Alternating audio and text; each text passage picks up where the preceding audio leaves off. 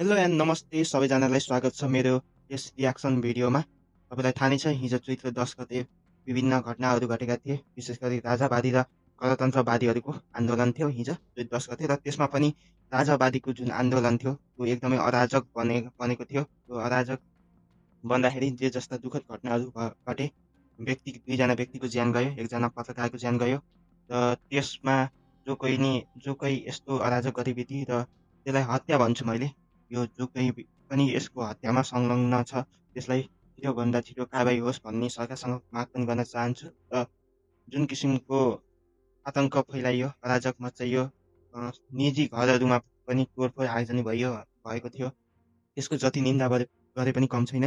र हिजोको आन्दोलनमा केही यस्ता फन्नी मोमेन्टहरू पनि भएका थिए, र त्यसैलाई क्लिपहरू समेटेर प्रभात बस्नेत भन्ने युट्युब च्यानलले भिडियो बनाउनु भएको छ, र आज चाहिँ म त्यसै बारेमा रियाक्सन गर्न गइरहेको छु। Let's start the reaction. Play गरौँ। This video is created for entertainment purpose only. The content समय भएको छैन, अहिले समय भएको छैन। त्यो समयमा ढुङ्गा पनि बोल्ला, हेर्दै जाउँ। Let us wait, have some patience. अब समय आयो। कारणै यही हो है, हिजो भएको आन्दोलनको मुख्य कारण जिम्मेवार नै ज्ञानेन्द्र शाह हुने।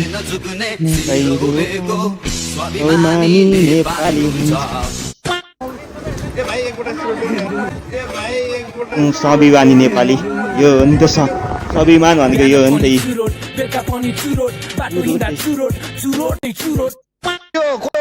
स्वाभिमान भनेको चाहिँ यसलाई भनिन्छ होला सायद। कत्रो स्वाभिमानका साथ गएर पातपट्टि नै लुटेर चुरोट लिएर आउनुभयो, त्यही पनि चुरोट पनि अरूलाई बाँड्नु भयो। सायद यसैलाई स्वाभिमान भनेको होला। यसैलाई सायद राजावादीहरूले पनि यही चाहेको होला, यस्तै किसिमको। मलाई लाग्छ उहाँहरू सायद यो राजतन्त्र आओस् गणतन्त्र आओस् भनेर राजाको पक्षमा आएको पनि लाग्दैन। उहाँहरूले मौकाको फाइदा उठाउनु भएको है, आन्दोलनमा मौकाको फाइदा उठाउने किसिमले। कसले आएर देश बचाउँछ मलाई चाहिँ थाहा भएन, तर देश चाहिँ हाम्रो राम्रो हुनु पर्यो। हिजोको दिनभन्दा आज राम्रो हुनु पर्यो। हामीबाट सुरु हुनु पर्यो, अरूबाट होइन। अरू भने त्यस्तै हो होइन, दुर्गे थापा हो देश बचाऊ मेरो लागि चाहिँ। दुर्गे थापा हो देश बचाऊ, हामी चाहिँ होइन यो होइन क्या, ऊ त्यो तपाईँहरू मिलेर पैसा खाइरह्यो काङ्ग्रेस खतम। बङ्गलादेश त के थियो, बङ्गलादेश खाने पाएको थिएन। हाम्रो नेपाललाई जति खान्छ खायो होला, तपाईँहरू खानु पाएको कि होइन? भोक लागेको छैन, के खानु हो तपाईँहरूले? ए फलफुल आएको होइन, फलफुल ल्याएर खाइदियो केटा। मेरो खराब बानी छ, मेरो खराब फलफुल लिएर खाऊ। बानी छ, मेरो खराब। तपाईँले बुझ्नु भएको छ के भइरहेछ? एकदमै राजा ल्याउने प्रक्रिया भइरहेछ। राजा ल्याउनै पर्छ। राजा आयो भने सब ठिक हुन्छ। आजको भोलि देश स्विजरल्यान्ड भन्छ, त्यसमा केही हुँदै आम जनताको छोराछोरीले पढ्न पाओस् भनेर गणतन्त्र ल्याएको होइन। हो एकदम यसको छोडेर राजा हो भन्ने होइन। तँ पनि एकछिन हाल्नु होला।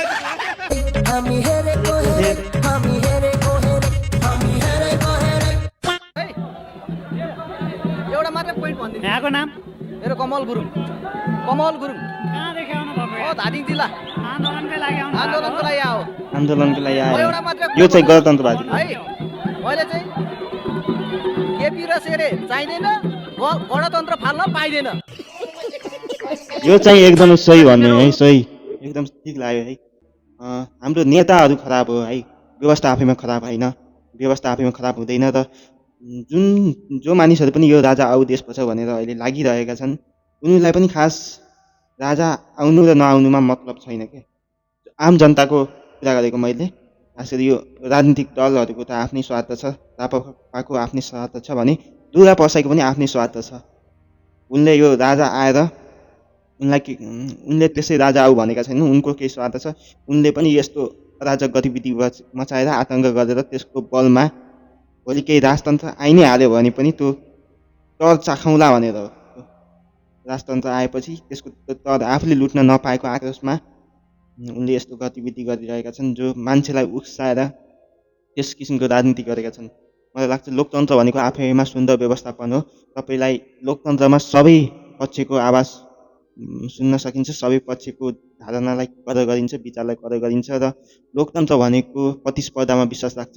यदि तपाईँलाई साँच्चीकै राजतन्त्र चाहिएको छ भने तपाईँले राजतन्त्रको पक्षमा जनतालाई कन्भिन्स गर्न सक्नु पर्यो, न कि यस्तो हिंसाको बलमा राजतन्त्र आउँछ भन्ने सम्भव पनि छैन। र हिंसाको बलमा कुनै पनि तन्त्र आयो भने त्यसले राम्ररी डेलिभर गर्न सक्दैन। त्यो हिंसाबाट आएको कुरा कहिले पनि राम्रो हुँदैन। र गणतन्त्रमा तपाईँलाई के छुट छ भने तपाईँ आफ्नो पक्षमा माहौल बनाउन सक्नुपर्छ, जनतालाई आफ्नो पक्षमा ल्याउन सक्नुपर्छ र कन्भिन्स गर्न सक्नुभयो भने तपाईँले आफ्नो धारणाहरू 84मा चुनाव आउँदैछ त्यसमा उम्मेदवार उठाएर तपाईँले 2/3 बहुमत ल्याउनु भयो भने तपाईँले आफ्नो पक्षमा संविधान बदलेर जुनसुकै तन्त्र पनि ल्याउन सक्नुहुन्छ। यदि तपाईँसँग त्यो हिम्मत छ, साहस छ र साँच्चीकै तपाईँलाई राजतन्त्र चाहिएको भयो भने प्रतिस्पर्धा, हिंसालाई छाडेर प्रतिस्पर्धाको बाटो हुँदै तपाईँ संविधानको बाटो हुँदै तपाईँले त्यसमा राजतन्त्र स्थापना गर्न सक्नुहुन्छ। यसरी आन्दोलनको भरमा हिंसाको बलमा कसले राजा आउँछ, राजा स्थापित गर्न सकिन्छ भन्ने एकदमै गलत कुरा हो।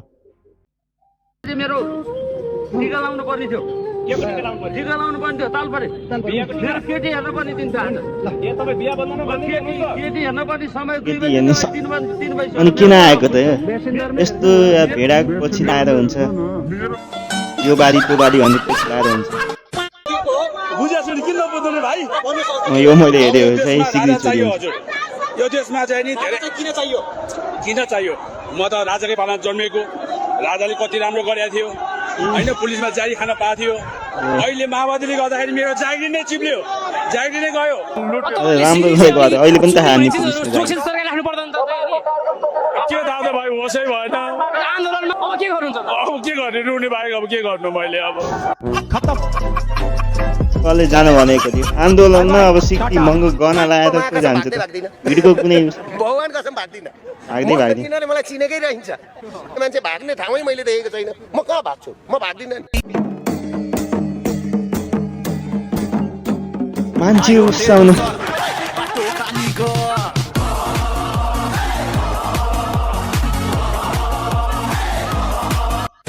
असली ग्यासको बिचमा फस्यो यार, म बाँचिँदैन जस्तो छ आज त।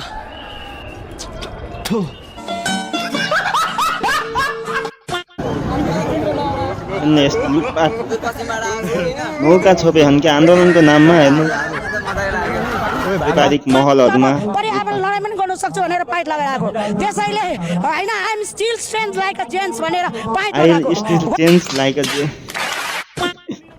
हाम्रा पुलिस साथीहरू रिपोर्ट बनाउँदैछन्, क्या हो त? नगरौँ है साथी। तपाईँहरूकै श्रीमती, तपाईँहरूकै छोराछोरी मान्छेलाई उक्साउने गतिविधिमा राजा आइसकेपछि हामी ठाउँमा पुग्यौँ भने नि यो काठमाडौँमा कहिले पनि आन्दोलन हुँदैन। के कुरा गर्नुहुन्छ? र उनीहरूको महिनाको 1 लाख आन्दोलन त गर्नु पाइएन नि, राजा आएपछि त बोल्नै पाइँदैन। त्यो ल्याएर सबै ल्याएर यिनीहरूलाई तलबमा बाँड्ने हो, यिनीहरूको वृत्ति विकास गर्ने हो, होइन होला? के हो हुन सक्छ? लोकतन्त्र भनेको लुटतन्त्र मचाइरहेको छ। अहिले पहिला राजाको पालामा श्री पशुपति नारायणले लेखेर नेपाली जनताको रक्षा गरोस् भनेर समाचार सुन्न पाइन्थ्यो। अहिले त बिहान उठ्दा के सुन्न पाइन्छ? 91,000 टाउकामा ऋण पुग्यो भन्छ।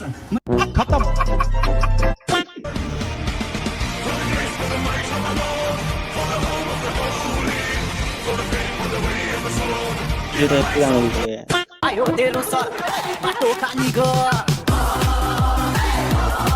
लुट मचान मौकाको फाइदा सक्दैन बाबाहरू। धर्मगुरुको हालत हेर्नु, खासमा मान्छे उक्साएर जे पाए त्यही बोलेर अब राजा आएर आजको भोलि परिवर्तन हुन्छ भनेर लाग्ने मान्छे कस्तो हुने? मलाई त्यो अचम्म लाग्छ।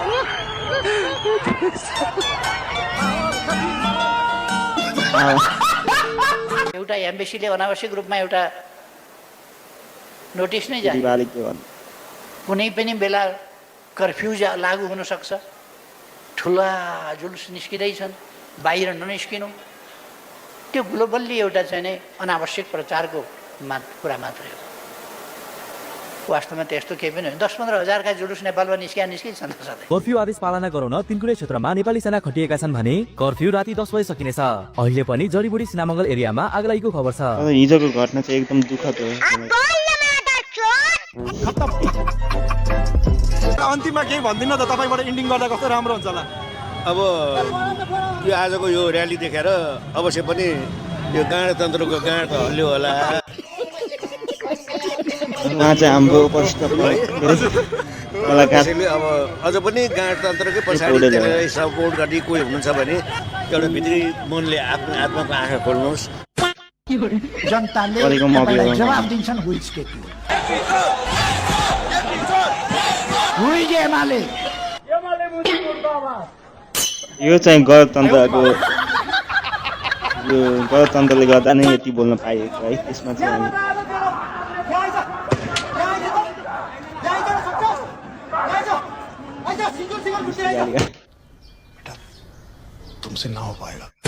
अन्तिममा अब मार्ने कानुन देशमा छैन। यी नेता बुढाहरू पनि नाताले तपाईँको प्रचण्ड ओली देउबा सबै नाता केलायो भने तपाईँ हाम्रो आफ्नै मान्छे पर्दा रहेछन्। यिनीहरूलाई राष्ट्रिय प्राणी उद्यान भन्ने भक्तपुरमा 255 हेक्टरभन्दा माथिमा 8.5 अर्ब नेपाली जनताको लगानीमा भन्दैछ। त्यो जाउला खेलको चिडियाखाना त्यहाँ सरेर जाने हो। ओली देउबा प्रचण्ड लगायतका यी सबै राष्ट्रघातीहरूलाई कोठा कोठा बनाएर राखौँ। नेपाली जनतालाई शनिबार 5 रुपियाँ टिकट राखिदिउँ। विदेशीहरू आयो भने अमेरिकन इन्डियनहरू आयो भने देउबाहरूलाई 30-35 हजारको दरले तोकौँ। 5 रुपियाँ नेपालीलाई राखौँ र राज्यमा आमदामी बनाऊ। अनि त्यो उठेको पैसाले देशको सिमानामा 50 फुटको वाल लगाऊ। सबै देशमा पासपोर्ट सिस्टम लागू गरिदिउँ। सोच खतरा बाजीको। थ्याङ्क यू फर वाचिङ सबैजनालाई। र अन्तिममा म के भन्न चाहन्छु भने अलराइट गाइस, भिडियो सकिएको छ। तपाईँलाई भिडियो कस्तो लाग्यो? र अन्तिममा मैले के भन्न चाहन्छु भने राजतन्त्र ठिक कि गणतन्त्र ठिक भन्ने कुरा भन्दा पनि खासमा आम नेपाली जनताहरूलाई यो तन्त्रबाट कुनै मतलब पनि छैन। र उनीहरूको इच्छा भनेको देशमा शान्ति होस्, आफ्नो हिसाबले व्यवसाय गर्न पाइयोस्, अभिव्यक्ति स्वतन्त्र होस् भन्ने नेपाली जनताको चाहना हो। देशमा विकास होस् भन्ने चाहना हो। कुनै वादी आएर यो वादी आयो त्यो वादी आयो भनेर खासै नेपाली आम जनतालाई फरक पर्दैन। जो कोहीले पनि अहिले राजतन्त्रको माग गर्दैछ या गणतन्त्र जोगाउन पर्दैछ भन्ने व्यक्तिहरूको आफ्नै स्वार्थ छ। सबैले त्यो आन्दोलनको हिंसा कुनै पनि तन्त्र हिंसाबाट आउँछ भने त्यो कदापि राम्रो होइन। र अहिले लोकतन्त्रको सुन्दर पक्ष भनेको के हो भन्दाखेरि तपाईँको विरोधीको पनि यहाँ आवाज सुनिन्छ। तपाईँले राम्रो तरिकाले शान्तिपूर्ण ढङ्गबाट आफ्नो मागहरू राख्न सक्नुहुन्छ। र यदि तपाईँलाई व्यवस्थापनै परिवर्तन गर्न छ भने त्यसको लागि संविधानले प्रतिस्पर्धाको माध्यमबाट अधिकार दिएको छ। संविधानमा अधिकार छ तपाईँले प्रतिस्पर्धा गरेर जनताको मन जितेर यस्तो आन्दोलन गरेर सार्वजनिक सम्पत्ति तोडफोड गरेर हिंसाको बाटो हुँदै तपाईँ कसैलाई सिरिपेस लिएर लगाएर कोही राजा हुन्छ भन्ने सोच्नु भएको छ भने तपाईँले एकदम गलत त्यो विचार सोच्नु भएको छ। कसैलाई नारायणी छिराएर सिपेस लगाउँदैमा कोही राजा हुँदैन, कसैले राजा मान्दैन। यदि नेपाली जनताले राजा मान्ने हो भने राजा अहिले ज्ञानेन्द्र शाह निवासमा हुँदा पनि उहाँलाई राजा मान्थ्यो होला, उहाँको आदेश पालना गरिन्थ्यो होला, सेनाले उहाँको आदेश मान्थ्यो होला, प्रहरीले मान्थ्यो होला, कर्मचारीले उहाँको आदेश मान्थ्यो होला। र सिपेस लगाइदिएमा कसैलाई राजा पनि मान्दैन।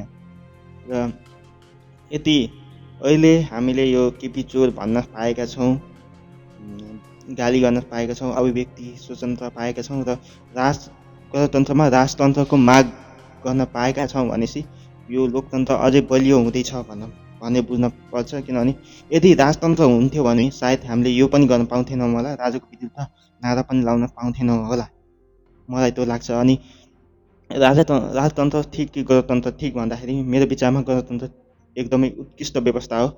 यहाँ तपाईँलाई नेता मन परेन भने 5 वर्षमा चुनाव आउँछ, तपाईँले 5 वर्षमा अर्को नेता चुन्न सक्नुहुन्छ। तपाईँले आफ्नो मन लागेको नेतालाई चुन्न सक्नुहुन्छ, जसले राम्रो गरोस्।